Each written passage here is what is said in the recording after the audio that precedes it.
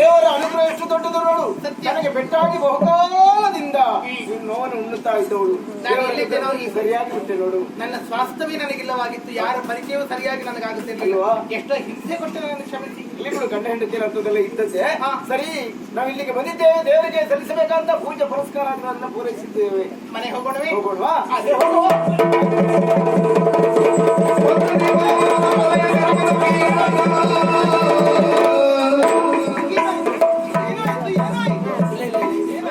ಏನಾಗ್ಲಿಲ್ಲ. ಯಾಕೆ ಬಾಳಲಿಕ್ಕೆ? ಬಿಸಿಲಿನ ಛಳ ಅಲ್ವೋ, ಅದು ಸ್ವಲ್ಪ ತಲೆ ಸುತ್ತು ಬಂದ ಅನುಭವ ಆಯ್ತು. ಸುಳ್ಳಾಡಬೇಡಿ. ಒಬ್ಬ ರಾಜನಾದವನಿಗೆ ಬಿಸಿಲು ಬಳಲಿಕ್ಕೆಂದಾಗಿ ಬಳಲುತ್ತಾ ಅಂತಾದ್ರೆ ದೈಹಿಕವಾಗಿ ಸ್ವಾಸ್ಥ್ಯ ಇರೋದಕ್ಕೆ ಸಾಧ್ಯ ಉಂಟು? ರಾಜ ಮನುಷ್ಯ ಅಲ್ವಾ, ಅವ್ರು ಹೇಳೋಲ್ಲ ಆಗ್ತದೆ. ನಾನು ಹೇಳ್ತೇನೆ, ಏನೋ ಆಗಿದೆ. ಏನಾಗಿದೆ? ಹೌದಮ್ಮ, ಹೇಳ್ತಾ ಇದ್ದು ಸತ್ಯ ಏನು ಅಂತ ಹೇಳ್ತೇನಮ್ಮ.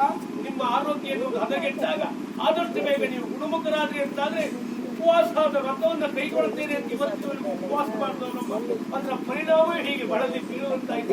ವಿಷಯ ಹೇಳಬಾರ್ದು ನೋಡು. ದೊಡ್ಡ ಸಂಗತಿ, ಹೆಂಡತಿಗಾಗಿ ಏನಾದ್ರು ಮಾಡ್ಬೇಕಾಗ್ತದೆ. ಸ್ವಾಮಿ, ಒಂದು ದಿವಸ ಉಪವಾಸವಿದ್ದರೆ ಆರೋಗ್ಯ ವರ್ಧಿಸುತ್ತದೆ ಸತ್ಯ.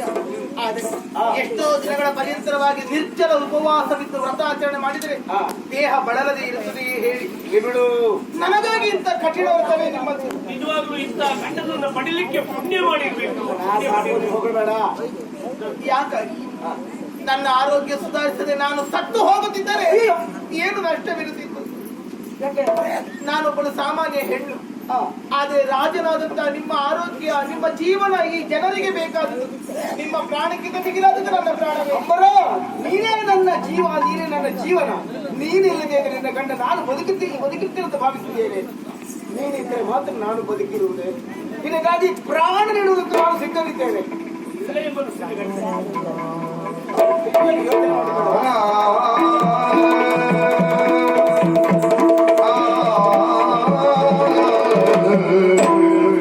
ತಿಳಿಯುತ್ತ ಮದಿಯ ಪ್ರೇಮವನು ಅಂಬರ ಒಳಮನದಿನೋ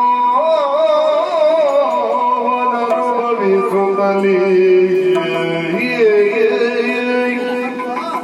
ತಿಳಿಯದೆ ದಾರಿಯನು ಮುಂದೆ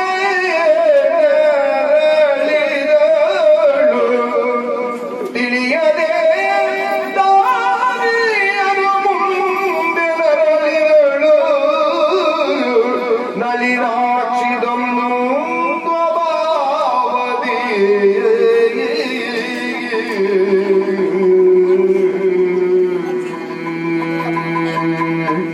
ಎಂತಹ ಪ್ರಾಣಪತಿ, ಹೆಂಡತಿಯ ಮೇಲೆ ಎಂತಹ ಮೋಹ, ಎಂತಹ ಪ್ರೇಮ. ಇಂತಹ ಗಂಡನನ್ನು ಹೊಂದಬೇಕು ಅಂತಾಗಿದ್ರೆ ನಿಜವಾಗಿ 7 ಜನ್ಮಗಳ ಪುಣ್ಯ ಬೇಕು. ನನಗೋಸ್ಕರವಾಗಿ ವ್ರತಾಚರಣೆಯನ್ನು ಮಾಡುತ್ತಾ ತನ್ನ ದೇಹವನ್ನು ದಂಡಿಸಿಕೊಂಡಿದ್ದಾನೆ, ಪ್ರೀತಿಯನ್ನೇ ದಾರಿ ಎರೆದಿದ್ದಾನೆ. ಅಂತಹ ಈ ನೀಲರತ್ನ ಮಹಾರಾಜರಿಗೆ ನಾನು ವಂಚನೆಯನ್ನು ಮಾಡಲಿ ಸಾಧ್ಯವಿಲ್ಲ, ನನಗೆ ಸಾಧ್ಯವಿಲ್ಲ. ಮುಂದಿನ ದಾರಿಗಳು ಯಾವುದು ನನಗೆ ಕಾಣುತ್ತಿಲ್ಲ. ಬಯಕೆ ಎನ್ನುವಂತ ಹಕ್ಕಿ ಹಾರಾಡುತ್ತಿತ್ತು ಆಕಾಶದಲ್ಲಿ. ನಾನು ರಾಣಿಯಾಗಬೇಕು ಎನ್ನುವಂತ ಹಂಬಲವಿತ್ತು. ಆದರೆ ಸರಿಯಾದ ಒಂದು ಸ್ಥಾನ ಸಿಗದೆ ಹೋಯಿತಲ್ಲ. ತೋರಿಕೆಗೆ ಹೊತ್ತಿಗೆ ನಾನು ರಾಣಿಯಾಗಿದ್ದೇನೆ, ಆದರೆ ರಾಜನಿಗೆ ತಕ್ಕ ರಾಣಿಯಾಗಿ ನಾನು ಬದುಕುತ್ತಾ ಇಲ್ಲ. ಇದಕ್ಕೊಂದು ಅಂತಿಮವಾದ ವಿರಾಮವನ್ನು ನಾನು ನೀಡಲೇಬೇಕಲ್ಲ. ಏನು ಮಾಡಲಿ ನಾನು? ಆಕಾಶದಲ್ಲಿ ಕವಿದ ಕಾರ್ಮೋಡಗಳೆಲ್ಲವೂ ಆಕಾಶದ ಶುಭ್ರತೆಯನ್ನೇ ಮರೆಯಾಗಿರುತ್ತದೆ. ಆ ಕಾರ್ಮೋಡಗಳು ಕರಗಿ ನೀರಾಗಬೇಕು ಅಂತಾಗಿದ್ದರೆ ಬಲವಾದ ಗಾಳಿಯು ಬೀಸಲೇಬೇಕಲ್ಲ, ಸ್ವಚ್ಛವಾಗಲೇಬೇಕಲ್ಲ. ಈ ಅಂಬರಳ ಆಕಾಶ ಸ್ವಚ್ಛವಾಗುವುದಾದ್ರೆ ಬಾಳ ಪತಂಗವು ಏರುತ್ತ ಇಳಿಯುತ್ತ ನಾಳಿನ ಕಥೆಯ ಬಲ್ಲವನಾರು.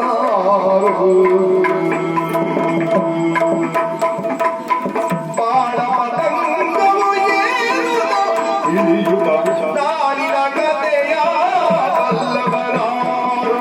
ಹಕ್ಕಿಯು ಹಾರುತ್ತಿದೆ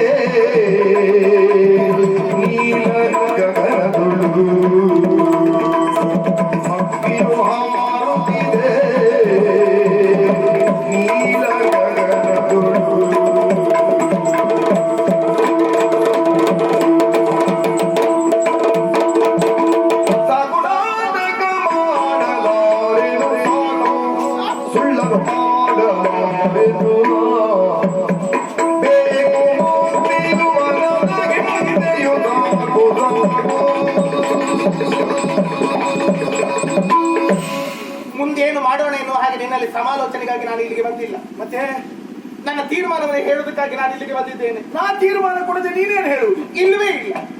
ಈ ಹೊತ್ತಿಗೆ ನನ್ನ ತೀರ್ಮಾನವನ್ನು ಕೇಳಿ ನೀನು ಒಪ್ಪಬೇಕಾದದ್ದು ಅಷ್ಟೇ. ಯಾವುದಲ್ಲ? ಸಾಕಾಗಿದೆ ನನಗೆ. ಈ ನಾಟಕದ ಬದುಕು ಸಾಕಾಗಿದೆ. ಈ ಸುಳ್ಳು ಮೋಸ ವಂಚನೆಗಳ ಮೊಟ್ಟೆಯೊಳಗಡೆ ಇರುವುದು ಸಾಕಾಗಿದೆ. ಮತ್ತೊಬ್ಬರಿಗೆ ಅನ್ಯಾಯವನ್ನು ಮಾಡುವಂತ ಮನಸ್ಸು ಮುಗಿದು ಹೋಗಿದೆ. ಬೇಕಾಗಿದೆ ನನಗೆ ಮುಕ್ತಿ. ಸತ್ಯದ ಬೆಳಕು ನನಗೆ ಬೇಕಾಗಿದೆ. ವಂಚನೆಯನ್ನು ಮಾಡಿಕೊಂಡು ಒಬ್ಬಳು ಮೋಸಗಾತಿ ಆಗುವಂತ ಮನಸ್ಸು ನನಗಿಲ್ಲ. ಮಗುವಿನಂತ ಮುಕ್ತತೆಯ ಮುಂದೆ ನಾನು ಕರಗಿ ಹೋಗಿದ್ದೇನೆ. ಪ್ರೀತಿಯ ವಾತಾವರಣದಲ್ಲಿ ಬೆರೆತು ಹೋಗಿದ್ದೇನೆ. ಆ ನೀಲರತ್ನನೇ ನನ್ನನ್ನು ಆವರಿಸಿಕೊಂಡಿದ್ದಾನೆ. ಯಾರಿಗೆ ವಂಚನೆಯನ್ನು ಮಾಡುವುದರ ಮೂಲಕವಾಗಿ ಆ ರಾಜ್ಯ ಪದವಿಯನ್ನು ನಿನಗೆ ಕೊಡಿಸಬೇಕೆನ್ನುವ ಹಾಗೆ ನಾನು ಮದುವೆಯಾದೆನು. ಆದ್ರೆ ಕಾಲ ಕಳೆಯುತ್ತಾ ಆ ಮನೆಯೊಳಗೆ ನಾನು ಒಬ್ಬಳಾಗಿದ್ದೇನೆ. ಸಾಧ್ಯವಿಲ್ಲ. ನನಗೆ ನೀಲರತ್ನನನ್ನು ಬಿಟ್ಟು ಬರುವುದಕ್ಕೆ ಸಾಧ್ಯವಾಗುತ್ತಿಲ್ಲ. ನನ್ನ ಸರ್ವಸ್ವವು ನೀಲರತ್ನನೇ ಆಗಿದ್ದಾನೆ. ನಾನು ಅವನ ಹೆಂಡತಿಯಾಗಿ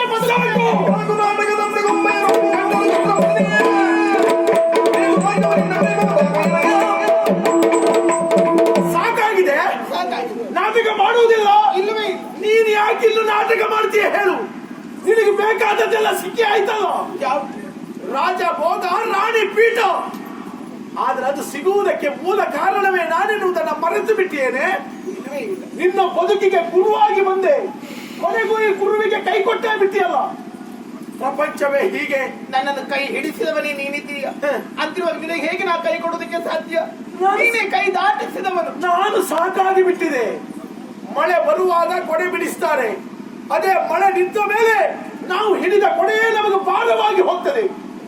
ಅಟ್ಟ ಏರಿದ ಮೇಲೆ ಏರಿ ಬಂದ ಮೆಟ್ಟಿಲನ್ನೇ ಮರೆತು ಬಿಟ್ಟಿಯಲ್ಲ. ನೀಲರತ್ನನ ಪ್ರೀತಿ ಕಾಣ್ತದೆ ನಿನಗೆ. ಹೌದೇ ಹೌದು. ಅವನ ಪ್ರೀತಿಯಲ್ಲಿ ನೀ ಮುಳುಗಿ ಬಿಟ್ಟೆ. ಸತ್ಯ. ಆದ್ರೆ ಇಷ್ಟು ವರ್ಷ ನಿನ್ನ ಹಿಂದೆ ಹುಚ್ಚನ ಹಾಗೆ ಅಲೆದಾಡಿದ್ದಲ್ಲ. ನನ್ನದು ಒಂದು ಪ್ರೀತಿ ಅಂತ ನಿನಗೆ ಅರ್ಥ ಆಗಲಿಲ್ವೇನೆ? ಪ್ರೀತಿಸಿದೆಯೋ ನೀ ನನ್ನನ್ನು? ನಿನ್ನದು ಪ್ರೇಮವದಲ್ಲವು ಕಾಮವು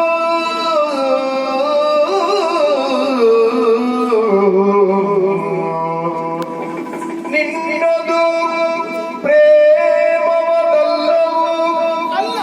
ಕಾಮವು ಮಣ್ಣಿನ ಮೇಲಾಸೆ ನಿನಗಿದ್ದುದು ಮಣ್ಣಿನ ಮೇಲಾಸೆ ಹೌದು. ಸಲ್ಲುದ ನೀಲನ ಪ್ರೇಮದ ಮೊದಗೆ ಸಲ್ಲುದ ನೀಲನ ಪ್ರೇಮದ ಮುಂದಕ್ಕೆ ನಿನ್ನದು ಬಯಲಾಸೆ ನಿನ್ನದು ಬಯಲಾಸೆ ನಿನ್ನದು ಪ್ರೇಮವದಲ್ಲವು ಕಾಮವು ಕಾಮವು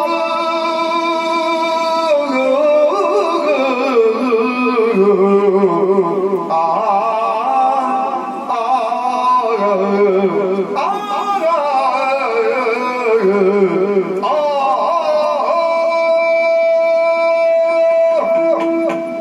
ಪ್ರೇಮಿಸಿದೆಯ ನೀ ನನ್ನನ್ನು? ಮತ್ತಿನ್ನೇನು? ನಿಜವಾಗಿ ಅದ್ರ ಆರ್ಥಿಕವಾಗಿ ನೀ ನನ್ನನ್ನು ಪ್ರೀತಿಸಿದೆಯ ಹೇಳು. ಅದೇ ಹೌದಾಗಿದ್ದರೆ ಆ ಹೊತ್ತು ತಲೆಗೆ ಪೆಟ್ಟಾಗಿ ನಾನು ಚಿತ್ತ ಸ್ವಾಸ್ಥ್ಯವನ್ನು ಕಳೆದುಕೊಂಡು ಆರೋಗ್ಯ ಹೀಳಲಾದಾಗ ನನ್ನನ್ನು ಉಪಚರಿಸಿದೇನು ನೀನು? ಬಾರಿಗೂ ಬಂದು ನನಗೆ ಹಿಂಸೆಯನ್ನು ಕೊಟ್ಟೆಯೇ ಹೊರತು ನಿನಗೆ ಬೇಕಾದ ಪದವಿಯನ್ನು ಕೊಡಿಸಿ ಎನ್ನುವ ಹಾಗೆ ನನ್ನನ್ನು ಪೀಡಿಸಿದೆಯೇ ಹೊರತು ನನ್ನ ಆರೋಗ್ಯದ ಕುರಿತಾಗಿ ನನಗೆ ಗಮನ ಇರಲಿಲ್ಲವಾಗಿತ್ತು. ಆದ್ರೆ ನೀಲರತ್ನ ಮಗುವನ್ನು ಆರೈಕೆ ಮಾಡುವಂತ ತಾಯಿಯಂತೆ ಹಗಲಿರುಳು ನನ್ನ ಜೊತೆಗೆ ಇದ್ದು ನನ್ನನ್ನು ನೋಡಿಕೊಂಡನಲ್ಲ. ಓಹೋ, ಅಂತಹ ಶುದ್ಧ ಪ್ರೇಮದ ಮುಂದೆ ನಿನ್ನದು ಪ್ರೇಮವೇನೋ? ಇಲ್ಲವೇ ಇಲ್ಲ. ಮತ್ತಿಲ್ಲೇನು? ನಿನ್ನದು ಕಾಮ. ಕೇವಲ ನನ್ನ ಮುಖೇನವಾಗಿ ನಿನ್ನನ್ನು ಪಡೆದುಕೊಳ್ಳುವಂತ ಕಾಮ. ನನ್ನನ್ನಲ್ಲ, ನನ್ನ ಸುಖ ಸಂತೋಷ ಅಲ್ಲ ನಿನಗೆ ಬೇಕಾದುದು. ಕೇವಲ ರಾಜ್ಯದ ಮೇಲೆ ಆಸೆ, ಈ ಮಣ್ಣಿನ ಮೇಲೆ ಆಸೆ. ನಿನಗೆ ರಾಜನಾಗುವಂತಹ ಹಂಬಲ, ಅದಕ್ಕಾಗಿ ನನ್ನನ್ನು ಬಳಸಿಕೊಂಡೆ. ನನಗೆ ಗೊತ್ತಾಗದೇ ಹೋಯಿತು, ಚದುರಂಗದ ಆಟವನ್ನು ಆಡುವಂತಹ ವ್ಯಕ್ತಿಗಳು ಆ ನಡೆಸುವಂತ ಕಾಯಿಗಳನ್ನು ಪ್ರೀತಿಸುತ್ತಾರೆ. ನನ್ನ ರಾಜ, ನನ್ನ ಮಂತ್ರಿ, ನನ್ನ ಆನೆ, ನನ್ನ ಕುದುರೆ, ನನ್ನ ಸೇನೆ, ಇದು ನನ್ನದ್ದು ನನ್ನದ್ದು ಎನ್ನುವ ಹಾಗೆ ಚಲಿಸುತ್ತದೆ. ಎಲ್ಲಿಯ ತನಕ? ಆಟ ಮುಗಿಯುವ ತನಕ, ಆಟ ಗೆಲ್ಲುವ ತನಕ. ಆ ಬಳಿಕ ಅದೆಲ್ಲವೂ ನಿರ್ಜೀವ ಕಾಯಿಗಳು. ಎಲ್ಲವನ್ನ ಬದುಕಿ ಸರಿಸಿ ಯಾವುದೋ ಒಂದು ಪೆಟ್ಟಿಗೆಲ್ಲ ತುಂಬಿ ಎಲ್ಲಿಯೋ ಎಸೆದು ಬಿಡುವುದು. ಹಾಗೆ ಮಾಡಿದೆಯಲ್ಲ ನನ್ನನ್ನು. ಒಂದು ದಾಳವಾಗಿ, ಒಂದು ಕಾಯಿಯಾಗಿ ನನ್ನನ್ನು ನೀನು ಬಳಸಿಕೊಂಡೆ. ಇಲ್ವೋ? ನೀಲರತ್ನವನ್ನು ಬಿಟ್ಟು ಬದುಕುವುದಕ್ಕೆ ನನಗೆ ಸಾಧ್ಯವೇ ಇಲ್ಲ. ನೀಲರತ್ನದಿಂದ ನಾನು ಈ ಕೊರಳಿಗೆ ಕಟ್ಟಿಸಿಕೊಂಡಿರುವುದು ಕೇವಲ ಕಪ್ಪು ಮಣಿಗಳ ಬಣ್ಣದ ಒಂದು ಸರವಲ್ಲವಿದೆ. ಇದಕ್ಕೆ ಮಾಂಗಲ್ಯ ಅಂತ ಹೆಸರು. ಈ ಮಾಂಗಲ್ಯದ ಮೌಲ್ಯವೇನು? ಅಲ್ಲ, ಗಂಡ ಹೆಂಡತಿಯ ಸಂಬಂಧದ ಬೆಲೆ ಏನು ಅರ್ಥ ಮಾಡಿಕೊಂಡಿದ್ದೇನೆ ನಾನು. ಗಂಡನ ಪ್ರೀತಿ, ಅಯ್ಯೋ ಹೆಂಡತಿಯ ಮೇಲಿಟ್ಟ ಮಮತೆ, ಹೆಂಡತಿಗಾಗಿರುವಂತಹ ಹಂಬಲ, ತುಡಿತ ಸುಖಕ್ಕಾಗಿ ಅಲ್ಲ. ಅವಳಿಗೆಲ್ಲಾದ್ರೂ ನೋವಾಯಿತು ಅಂತಾದ್ರೆ ತಾನು ನೋಯುವುದು, ಆರೈಕೆಯನ್ನು ಮಾಡುವುದು, ಗಂಡನಿಗೋಸ್ಕರವಾಗಿ ತನ್ನ ಪ್ರಾಣವನ್ನೇ ಒತ್ತೆಯಾಗಿಡುವುದು. ಇದು ಗಂಡ ಹೆಂಡತಿಯ ಮಧುರವಾದ ದಾಂಪತ್ಯದ ಸಂಬಂಧ, ಹೃದಯ ಸಂಬಂಧ. ನಾನದನ್ನು ಒಪ್ಪಿಕೊಂಡಿದ್ದೇನೆ. ನನಗದರಿಂದ ಹೊರಬರುವುದಕ್ಕೆ ಸಾಧ್ಯವೇ ಇಲ್ಲ. ಆ ನೀಲರತ್ನನ ಪರಿಶುದ್ಧವಾದಂತಹ ಪ್ರೇಮದ ಮುಂದೆ ಕೇವಲ ಬಯಲು ಆಸೆಯನ್ನು ಹೊಂದಿಕೊಂಡೆಯಲ್ಲ ನೀನು, ಕಾಮುಕನಾಗಿ ಬಿಟ್ಟೆಯಲ್ಲ. ನಿನ್ನನ್ನು ನೋಡುವುದಕ್ಕೂ ನನಗೆ ತಿರಸ್ಕಾರ ಉಂಟಾಗುತ್ತಿದೆ.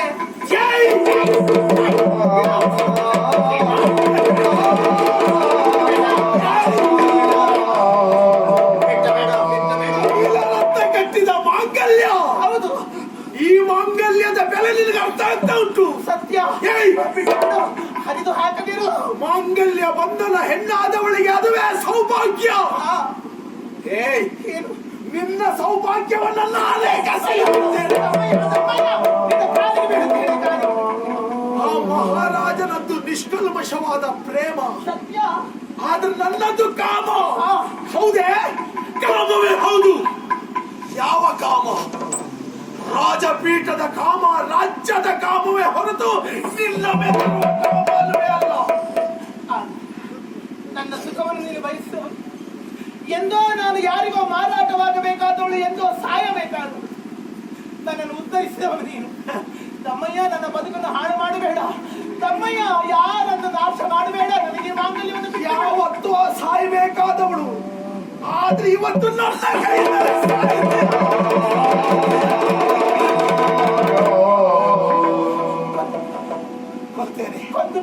ಕೊಲ್ತೇನೆ. ಸಂತೋಷದಲ್ಲಿ ಸಾಯಿದ್ದೇನೆ. ಒಂದು ಕೊಲೆ ಮಾಡಿದ ನನಗೆ ಮತ್ತೊಂದು ಕೊಲೆ ಮಾಡುವುದಕ್ಕೆ ಯಾವ ಭಯವೂ ಇಲ್ಲ. ನೀ ಬದುಕು ಕೊಡುವವನೇ ಹೊರತು ನೀ ಕೊಲ್ಲುವವನಲ್ಲ ಎನ್ನುವುದು ನನಗೆ ಚೆನ್ನಾಗಿ ಗೊತ್ತು. ಬದುಕು ಕೊಡುವವನಲ್ಲ, ನನ್ನ ದಾರಿಗೆ ಯಾರೇ ಅಡ್ಡ ಬಂದ್ರು ಅವರಲ್ಲಿ ಕೊಲ್ಲುವವನೇ. ಏನಾಡುತ್ತಿದೆ ನೀನು? ಸತ್ಯ ಹೇಳ್ತೇನೆ ಕೇಳು. ಆವತ್ತು ನಿನ್ನ ಮಾವ ಚಲಪತಿಯಲ್ಲಿ ಕೊಂದದ್ದು ನಾನೇ. ನನಗೆ ಹಿಂಸೆ ನೀಡಿದ, ನನಗೆ ಸೋಲು ತಂದುಕೊಟ್ಟ ಎನ್ನುವ ಕಾರಣಕ್ಕೋಸ್ಕರವಾಗಿ ಆ ಚಲಪತಿಯನ್ನು ನನಗಾಗಿ ನೀ ಕೊಂದಿರು. ಆದರೆ ನನ್ನ ಬದುಕನ್ನು ನೀನೇ ನಾಶಗೊಳಿಸುವೆಯ? ಹೇಳು. ನಿನ್ನ ಉಪಕಾರಕ್ಕಾಗಿ ಅವನನ್ನು ಕೊಂದದ್ದಲ್ಲ. ಅವ ಬದುಕಿದ್ರೆ ನನ್ನ ದಾರಿಗೆ ಅಡ್ಡ ಬರ್ತಾನೆ ಎನ್ನುವ ಕಾರಣಕ್ಕಾಗಿ ಕೊಂದದ್ದು. ಇವತ್ತು ನೀನು ನನ್ನ ದಾರಿಗೆ ಅಡ್ಡ ಬಂದ್ರೆ ನಿನ್ನನ್ನು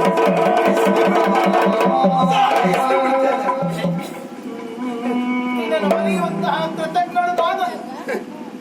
ನೀನೇನು ಅಲ್ಲ ಇನ್ನು ಹಾಗೆ ಕೈ ಚೆಲ್ಲುವವಳಲ್ಲ ನಾನು. ಹೊಳೆ ದಾಟಿದ ಬಳಿಕ ಅಂಬಿಗದ ಹಂಗೇನು ಇನ್ನು ಹಾಗೆ ಹೇಳುವವಳು ನಾನಲ್ಲ. ನನಗೆ ಬದುಕನ್ನು ತೋರಿಸಿದ ಗುರು ನೀನು, ನನ್ನ ಜೀವನದ ಮಾರ್ಗದರ್ಶಕ ನೀನು. ಅಂತಹ ನಿನಗೆ ನಾನು ದ್ರೋಹವನ್ನು ಎಸಗುವುದಿಲ್ಲ. ಆದ್ರೆ ಯೋಚನೆ ಮಾಡು, ನೀವೇ ಮುಂದಾಗಿ ನಿಂತು ನನ್ನ ಮದುವೆಯನ್ನು ಮಾಡಿಸಿದವನು. ನಿನ್ನ ಪ್ರೇಯಸಿಯಾಗಿದ್ದೆ ನಾನು, ಮತ್ತೊಬ್ಬನಿಗೆ ಹೆಂಡತಿಯನ್ನಾಗಿಸಿದೆ. ಈಗ ಇನ್ನೊಬ್ಬನ ಹೆಂಡತಿಯನ್ನು ಮತ್ತೆ ನಿನ್ನ ಪ್ರೇಯಸಿಯಾಗಿ ನೀ ಬಯಸದಿಲ್ಲ. ನೀನೇ ನಿಂತು ಮದುವೆ ಮಾಡಿಸಿದೆಯಲ್ಲ. ಯಾರು ಇಲ್ವ ನನಗೆ? ಅಪ್ಪ ಅಮ್ಮನನ್ನು ಕಂಡವಳಲ್ಲ ನಾನು. ತವರು ಮನೆಯ ಸಂಬಂಧಗಳು ನನಗೆ ಯಾವುದೂ ಇಲ್ಲ. ಆದ್ರೆ ಆ ಸ್ಥಾನವನ್ನು ನೀನೇ ತಂದುಕೊಟ್ಟೆ. ಗಂಡನನ್ನಾಗಿ ನೀಲರತ್ನವನ್ನು ಒದಗಿಸಿಕೊಟ್ಟೆ. ನನಗೊಂದು ಜೀವನವನ್ನು ಒದಗಿಸಿಕೊಟ್ಟಂತ ನೀನು ನಿಜವಾಗಿಯೂ ನನ್ನ ಅಣ್ಣನ ಸಂಬಂಧವನ್ನ ಹೇಗೆ ಬೇಕಾದ್ರೂ ಬದಲಾಯಿಸ್ತೀಯಲ್ವಾ? ಬದಲಾಯಿಸಿದಲ್ಲ, ನೀನೇ ಅದನ್ನು ತಂದುಕೊಟ್ಟಿರು. ಬಾಯ್ ತುಂಬಾ ಪ್ರಿಯಕರ ಪ್ರಿಯಕರ ಅಂತ ಕರೀತಾ ಇದ್ದವಳು ಈಗ ನಾನು ನಿನಗೆ ಅಣ್ಣ ಆಗಿಬಿಟ್ಟೆ ಅಲ್ವೇ? ಆದ್ರೆ ನೀನು ಪ್ರೀತಿಸಿದ್ದಿಲ್ಲವಲ್ಲ, ನೀನೇ ತಾನು ನನ್ನನ್ನು ಬಿಟ್ಟುಕೊಟ್ಟಿರುವುದು. ಅಣ್ಣನ ಸ್ಥಾನ ಅದು ಸುಲಭವಾದುದಲ್ಲ, ಅದರ ಯೋಗ್ಯತೆ ವಿಶೇಷವಾದುದೇ ಹೌದು. ತವರು ಮನೆಯು ಗಂಡನ ಮನೆಯು ಸ್ಥಿರವಾಗಿದ್ದರೆ ಹೆಣ್ಣಿನ ಬದುಕು ಸ್ಥಿರ. ನನ್ನ ಅಣ್ಣನ ಕೈ ಮುಗಿಯುತ್ತೇನೆ, ನನಗೆ ಈ ನೋವಿನಿಂದ ಮುಕ್ತಿ ಕೊಡು, ನನ್ನ ಬದುಕಿಗೊಂದು ಭದ್ರತೆ ಕೊಡು. ನಿನಗೆ ಕೈ ಕ್ಷಣಕ್ಕೊಂದು ಬಣ್ಣ ಬದಲಾಯಿಸಬೇಡ, ಬರುವ ಸಿಕ್ಸಲಿಂದ ಸಾಯಿಸಿಬಿಡ್ತಾ ಇದ್ದೆ. ಆದ್ರೆ ಏನು ಮಾಡೋಣ ಹೇಳು? ಒಟ್ಟಿಗೆ ಆಡಿ ಬೆಳೆದವರು, ಸುಖ ದುಃಖದಲ್ಲಿ ಒಂದಾಗಿದ್ದವರು.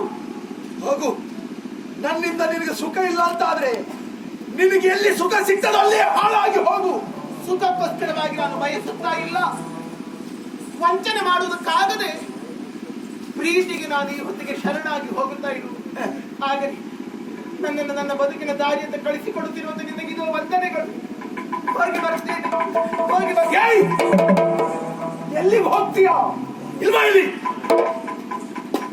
ಏನು ಬೇಕಾಗಿದೆ ಅಣ್ಣ? ನನ್ನ ಹಣೆಯ ಬರಹ ನಾ ಬಯಸಿ ಬಂದದ್ದು ಯಾವುದು ಸಿಗಲಿಲ್ಲ. ನಿನ್ನ ಯೋಗ ಬಯಸದೆ ನನಗೆಲ್ಲವುದು ಸಿಕ್ಕಿತ್ತು. ನೀನೇ ಒದಗಿಸಿಕೊಟ್ಟಂತ ನನ್ನ ಪಾಲಿನ ದೇವತೆ ನೀನು. ಹೋಗ್ತೇನೆ, ಈ ಊರಿಂದ ದೂರ ಹೋಗ್ತೇನೆ. ಆದ್ರೆ ನನ್ನ ಬಯಕೆಗಳು ಎಂದಿಗೂ ಕೊನೆಯಾಗಲಾರದು. ಏನಾಗಬೇಕು ನಿನಗೆ? ನೀನಲ್ಲದೆ ಹೋದ್ರೆ ಮತ್ತೊಬ್ಳು ಸಿಗ್ತಾಳೆ. ಈ ರಾಜ್ಯ ಅಲ್ಲದೆ ಇದ್ರೆ ಇನ್ನೊಂದು ರಾಜ್ಯ ಸಿಗುತ್ತದೆ. ಆದ್ರೆ ಇಲ್ಲಿಂದ ನಾ ಬರಿಗೈಯಲ್ಲಿ ಹೋಗುವುದಿಲ್ಲ. ಮತ್ತೆ ಅಧಿಕಾರದ ಆಸೆ, ಸಂಪತ್ತಿನ ಆಸೆಯಿಂದ ಬಂದದ್ದು. ಅಧಿಕಾರ ಅಂತೂ ಸಿಗಲಿಲ್ಲಲ್ಲ. ಹೇಗಿದ್ರು ರಾಜಭಂಡಾರದ ಬೀಗದ ಕೈ ನಿನ್ನ ಕೈಯಲ್ಲಿಯೇ ಉಂಟು. ಕೊಡು, ಬೇಕಾದಷ್ಟು ಆಭರಣಗಳನ್ನೆಲ್ಲ ಕೊಡು. ಅದನ್ನು ಹಿಡ್ಕೊಂಡು ಎಲ್ಲಾದ್ರೂ ದೂರ ಹೊರಟು ಹೋಗ್ತೇನೆ. ಅಷ್ಟೇ ತಾನೆ.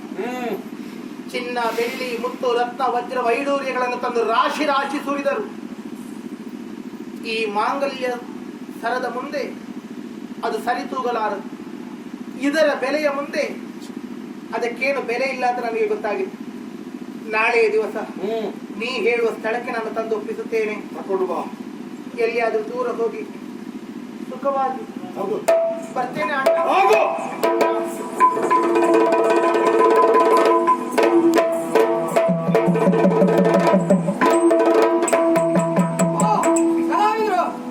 ಅಣ್ಣ, ನಿನ್ನೊಂದು ಸಮಸ್ಯೆ ಅಂತ ಹೇಳ್ತೇನೆ. ನನ್ನದು ಪದೇ ಪದೇ ಪದೇ ರಗಳೆ ಕೊಡ್ತಾ ಇರಬೇಡ.